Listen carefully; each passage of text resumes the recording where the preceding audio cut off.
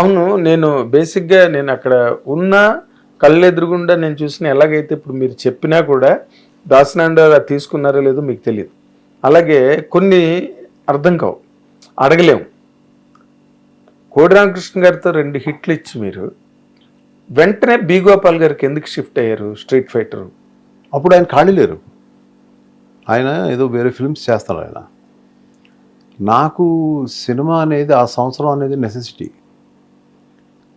ఆయన మా డైరెక్టర్ గారు 6-7 సినిమాలు చేసేవారు. Maybe I have to wait for year or year and half. అలాంటి టైంలో నేను ఇంకో సినిమా చేయాలి, కంపల్సరీగా మా ఆఫీస్కి ఒక సినిమా కావాలి.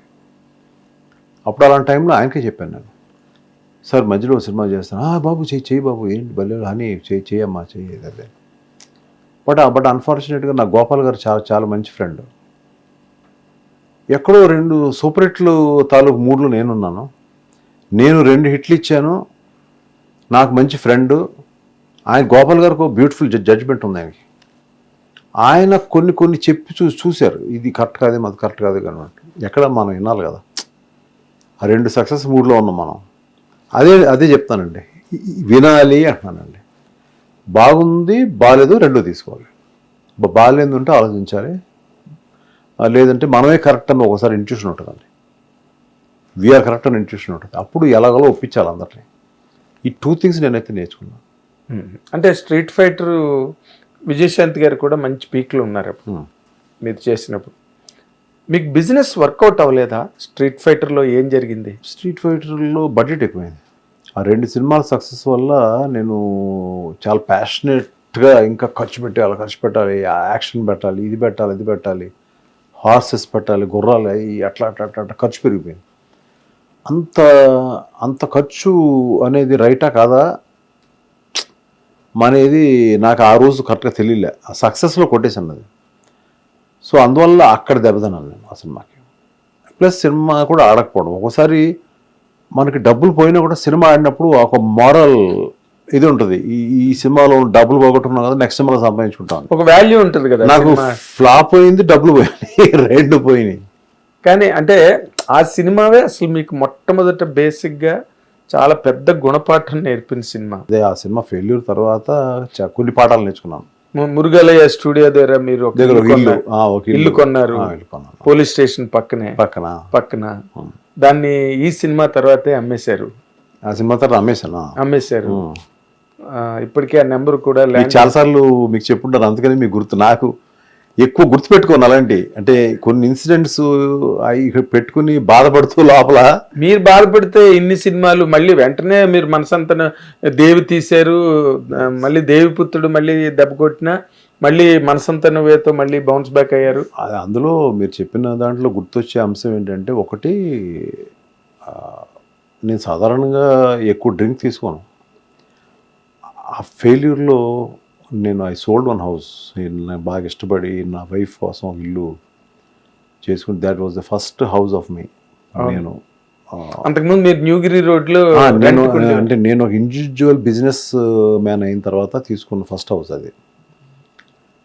సో ఆ ఇల్లు అమ్మేసిన తర్వాత ఎక్కడో ఏదో పార్టీకి వెళ్ళాను. పార్టీలో ఒక 2 పెద్ద అగ్రనిర్మాతలు 2 ఉన్నారు అక్కడ, పేర్లు చెప్పకూడదు కానీ.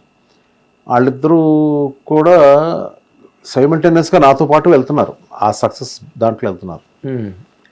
ఇద్దరు గబుకున మందులో ఏదో గబుకున it's not easy to make film లేకపోతే ఇంకోటి ఏదో అనేసారి మాటలు అన్ని చెప్పడం ఎందుకు కానీ మీరు హర్ట్ అయ్యారు.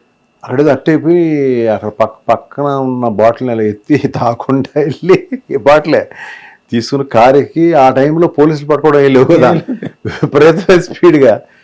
అక్కడికి ఆ క్లబ్ ఏదో ఉందండి, క్లబ్ నుంచి 18 కిలోమీటర్లు ఎంత ఉంది మా ఇల్లు. వెళ్ళిపోయింది స్పీడ్గా. అప్పుడు రాత్రి 1 గంట కాబట్టి పెద్ద అటు ఇటు వెళ్ళి నేను ఆల్రెడీ అంటే ఇన్సిడెంట్ అందరూ తెలుసు, చాలా పేపర్స్లో కూడా ఇచ్చాను స్టేట్మెంట్. ఇది వెళ్ళి కార్ అయిపోయాను, గేట్ తన్నుతున్నాను, వాచ్మెన్ ఎవడను ఎక్కడ లేతి అని ఫుల్ తాగేది. నేను ఎప్పుడు అంత మరి అంత అవుట్ ఆఫ్ కంట్రోల్ ఎప్పుడు నా లైఫ్లో ఎప్పుడూ లేదు. అది అన్న మాటలో ఏంటి నా పరిస్థితి ఏంటి అనే దాంట్లో గేట్ కొడుతున్నాను తీయట్లే ఎవరు. అక్కడే ఎదురుగుండా పోలీస్ స్టేషన్. ఆ పోలీస్ స్టేషన్ నుంచి కానిస్టేబుల్ నాకు తెలుసు, అతను సార్ మీరు ఇల్లు అమ్మేశారు కదా అన్నాడు. టక్కని ఒక్కసారి మైండ్ దిమ్మ తిరిగిపోయింది నాకు. మొత్తం మందు దిగిపోయింది. కొట్టే కారు ఉంది, అంబాసిడర్ కారు, దానికి ఆనుకుని నుంచుని ఇలా చూస్తున్నా పైకి, పైన ఉన్న నక్షత్రాలు చూస్తున్నాను. ఆ నక్షత్రాలు చుక్కలు కనపడుతుంది నాకు. కొట్టాలి అని ఒక వర్డ్ అనుకుని కారు ఎక్కి వెళ్ళిపోయాను. నేను ఏదైతే మళ్ళీ ఇంటికి ఏదో ఫ్లాట్కి షిఫ్ట్ అయ్యానో అక్కడికి వెళ్ళిపోయాను. ఆ రోజు నుంచి ఏం చేయాలనే దాంట్లో నేను అప్పుడు నా కెరీర్ని మలుపు తిప్పిన ఒక సినిమా తీశాను. మీకు తెలుసు, దేవి అనే సినిమాని. చాలా ప్రయాసం, స్ట్రగుల్ అంటే మనీ లేదు. సినిమా స్టార్ట్ చేసేసాను. ఆ గుడ్ విల్ ఏదైతే ఉందో, నా ఫైనాన్షియర్స్కి ఇల్లు అమ్మేసి కట్టేశాను, లేదా ఇంకో ఏదో ఆస్తి అమ్మేసి కట్టేశాను. ఆ గుడ్ విల్ మీద వాళ్ళు డబ్బులు ఇచ్చారు, కానీ మొత్తం ఎవరు కదా, మొత్తం సినిమా అయితే కానీ వీళ్ళు ఎవరు డిస్ట్రిబ్యూటర్ రాడు. పడి పడి పడి పడి పడి పడి పడి ఆ గ్రాఫిక్స్ ఏంటో తెలీదు. హైయెస్ట్ గ్రాఫిక్ ఫిల్మ్ అంటే అన్ని గ్రాఫిక్స్ ఏ సినిమాలో లేవు నాకు తెలిసి. అవునండి, కాంప్లికేటెడ్ ఫిల్మ్. ఓ పక్కన స్టోరీ చూసుకోవాలి, ఓ పక్కన డైరెక్టర్ గారితో డిస్కషన్ కూర్చోవాలి, ఓ పక్కన డబ్బు చూసుకోవాలి, పక్క షూటింగు, ఓ పక్కన పాములు, పక్కన గ్రాఫిక్స్, సెట్లు. అక్కడ ఎక్కడ వి వెంట హిమాలయాస్, ఇంకో సైడు కేరళలో కూడా జరిగింది. రకరకాల లొకేషన్స్. ఆ లొకేషన్స్కి వెళ్ళాలి, పీపుల్, మంద, ఇన్ని టెన్షన్స్లో ఆ సినిమా చేశాను. కానీ సక్సెస్ తర్వాత సరే, ఆ సినిమా ఎలాగైంది పక్కన పెడదాం. సినిమా సక్సెస్ తర్వాత నాకు మరి అంత డబ్బులకి ఇబ్బంది పడ్డ సినిమా ఏది లేదు. అవును, నాకు తెలుసు పర్సనల్గా. తర్వాత ఇట్ వాజ్ అలా వెళ్ళిపోయింది కేక్ వాక్. ఇప్పుడు తీసిన సినిమాకి డబ్బు టెన్షన్ లేదు, because I have a good partner. అంటే ఈ సినిమా పార్ట్నర్ నేను, కానీ ఈ సినిమా తీసిన ప్రొడ్యూసర్స్ ఎవరైతే ఉన్నారో వాళ్ళు నాకు బాగా ఆప్తులు. విశాలక్ష్మి గారిని చాలా ఆప్తులు. She like my sister. ఆవిడ అన్న, మేమున్నాం, మీ డ్రీమ్ ఏముందో మీరు చెప్పండి, మీరు చెయ్యండి అని అన్నప్పుడు, ఈ డ్రీమ్ని తీర్చుకునే ప్రయత్నంలో నాకు మనీ టెన్షన్ లేదు. ఆ సినిమాకి ఉంది, దేవికి, దీనికి లేదు. కానీ అక్కడ అలాంటి ఫిలిము తీయడానికి ఒక కోడి రామకృష్ణ ఉన్నారు అక్కడ. కరెక్ట్, ఇక్కడ లేరు. అప్పుడు పడ్డ బాధ, ఈ సినిమా తీయడానికి పడ్డ బాధ అంటే, ఒక బ్యూటిఫుల్ ఎమోషనల్ సీక్వెన్సెస్ ఉంటాయి, ఒక kind of beautiful action episodes ఉంటాయి. పెద్ద స్టార్స్ ఎవరు లేరు, కానీ వాళ్ళతో ఈ కథ ఖర్చు పెట్టే తీయాలి. మంచి మంచి విజువల్స్ ఉండాలి, నైట్స్ షూటింగ్ ఎక్కువ. అప్పుడు దేవి, అప్పుడు నా ఏజ్ వేరు, ఇప్పుడు ఏజ్ వేరు. కరెక్ట్. సో నాకు హెల్త్ ఇష్యూస్ ఏం లేవు, కానీ I should able to work. నేను ఈ సినిమాకి పెట్టుకున్నాను, పొద్దున్న 3:30 లేచి రాసుకోవాలి స్క్రిప్ట్ అని, ఎవ్రీడే 7:30 వరకు రాసుకుని, మళ్ళీ అక్కడి నుంచి ఆఫీస్కి వెళ్ళి, మళ్ళీ అటువంటి ఒక డిసిప్లిన్ క్రమంగా పనిచేశాను దానికి. I have not touched non veg, I have not touched a drink in all this. అలాంటి కమిట్మెంట్తో ఈ సినిమాని, మళ్ళీ దేవి తర్వాత తీసిన సినిమా ఇది. అవును, అప్పుడు దేవి టైంలో కూడా మీరు మాల వేసుకుని అవన్నీ నిష్ఠగా చేశారు. ఓకే, చేశాను. అప్పుడు కూడా అంతే. అప్పుడు కూడా for 3 years I had no other things into my life.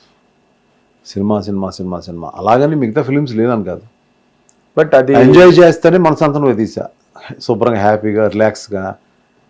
Evening అయితే కూర్చొని మెల్లగా రైటర్లతో చిన్న ఎక్కువ తాగాను, ఊరికి ఒక 1 పెగ్ అలా సరదాగా కూర్చుని, ఏదో ఒక ఎమోషనల్ సీక్వెన్స్ వచ్చేది, అది చెప్పేవాడిని, అది వినేవారు, దెబ్బలాట్లు, ఇది సరదాగానే ఉండేది. ఇది సరదా కాదు. దేవి అనే ఫిల్మ్, ఈ ఫిల్ము, ఇది సరదాలు కాదు. మీకు life and death, hardcore. It's not life and death, is a regular win or die. అదే లైఫ్ ఈజ్ విన్. అక్కడ లైఫ్ అండ్ డెత్ అన్నది విన్ ఆర్ డైయే. ఈ సినిమా షూటింగ్ జరుగుతున్నప్పుడు దాదాపు ఒక 14-15 ఎపిసోడ్స్ ఉంటాయి. 14-15 ఎపిసోడ్స్. ఈ 14-15 ఎపిసోడ్స్ నేను ఎలా తీయగలను అసలు అనే స్టేజ్ వచ్చేది. ఒక్కొక్క ఎపిసోడ్ అయ్యేటప్పటికి తాట తీసేసేది నాకు. అది రాసుకుని ఓకే ఓకే ఓకే ఓకే అని అందరినీ మళ్ళీ అడుగుతా, వాళ్ళు చెప్పే ఇన్పుట్స్ తీసుకుని ఎక్కడ మళ్ళీ ఒక్కసారి అన్నీ వినేస్తే కూడా ఇబ్బంది. సో నాకంటూ ఒక ఇంట్యూషన్ పెట్టుకుని చాలా కష్టం కదండి అది. కోడి రామకృష్ణ గారిని మైండ్లో పెట్టుకుని ఆయన అయితే ఈ సీన్లో తీసేవారేమో, ఇలా తీసేవారేమో. ఆయన నా ఫిల్మ్స్ని ఒక మోడర్న్ స్టైల్లో తీసేవారు. అంటే నా మైండ్ బట్టి, ఆయన ఒక ప్రొడ్యూసర్ బట్టి వెళ్ళేవారు ఆయన. అవును. నాకు ఒక హాలీవుడ్ ఇన్ఫ్లుయెన్స్ ఉందని ఆయన తెలుసు. చాలా ఫిల్మ్స్ చూస్తుంటాను, not only Hollywood, all of the world films అని. సో నా మైండ్ ప్రకారం సార్ ఈ సీన్ ఇది అంటే ఆయన వే ఆఫ్ టేకింగ్ మారేది. ఇంకో ప్రొడ్యూసర్కి ఆయన ఇంకో రకంగా తీసేవారు. అవన్నీ పెట్టుకుని నా మైండ్లో పెట్టుకుని ఆయన శిష్యుడిగా, ఆయన ప్రొడ్యూసర్గా కాదు, ఆయన శిష్యుడిగా ఎంత నేర్చుకున్నానో ఆ ఎక్స్పీరియన్స్ అంతా ఇందులో పెట్టాను. ఇందులో నేను రివీల్ చేయని ఐటమ్స్ చాలా ఉన్నాయి. నేను చెప్పాను ఆ రోజు స్టేజ్ మీద కూడా, మొన్న ఈ సినిమా టీజర్ అప్పుడు. అవును. మనం చూసింది ఒక ఎడ్జే, అంటే ఇది ముందు చూపించాలి ఫస్ట్, దాని తర్వాత ఇంకా చాలా లేయర్స్ ఉన్నాయి సినిమాలో. అది ఇప్పుడు కూడా రివీల్ చేయను నేను. అది ఎలా చేస్తారు, చేయలేరు కదా అది it's they or something like block buster episodes. అవి నేను చెప్పాను కదా, అది ఒక్కొక్క ఎపిసోడ్ తీసేటప్పటికి తాట తీసింది నన్ను. వెళ్ళిపోయి వారం రోజులు పడుకున్నాను ఇంట్లో. అలాంటివి 15-16 ఎపిసోడ్. మైండ్ పనిచేయక కాళ్ళు లాగేసి నుంచుని ఒక్కోసారి పొగ అన్ని ఫిల్మ్స్లో ఉంటుంది.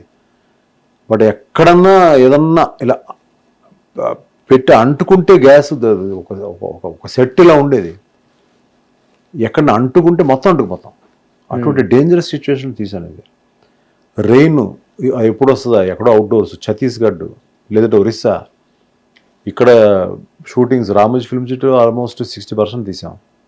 సో తీసినప్పుడు నైట్స్ ఆ టైంలో మంచి రైనీ సీజన్, మన జూన్, జూలై, ఆగస్ట్, సెప్టెంబర్ అంతా రెయిన్స్, విపరీతం rains.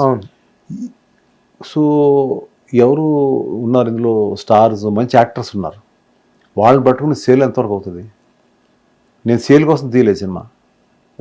Even my producers also ఇందులో ఎవరైతే ఉన్నారో వాళ్ళు కూడా చెప్పారు, సేల్కి వెళ్ళి పక్కన పెట్టిన ముందు మీరు అనుకుని తీయండి, మనం అమ్ముతాం లేదా తర్వాత విషయం, లేదంటే ఓన్గా రిలీజ్ చేద్దాం, మీరు తీయండి అనుకుందాం ఆయన. That was the encouragement I got. So ఆ టెన్షన్ లేదు నాకు. బట్ నేను పడ్డ బాధ ఈ సినిమాలో వర్ణనాతీతం. అక్కడున్న టెక్నీషియన్స్ 150 మందికే తెలుసు. మీకు అవసరమా అనే మాట ఎవరు అనలేదు, ఎందుకంటే everybody wanted my comeback. Yes.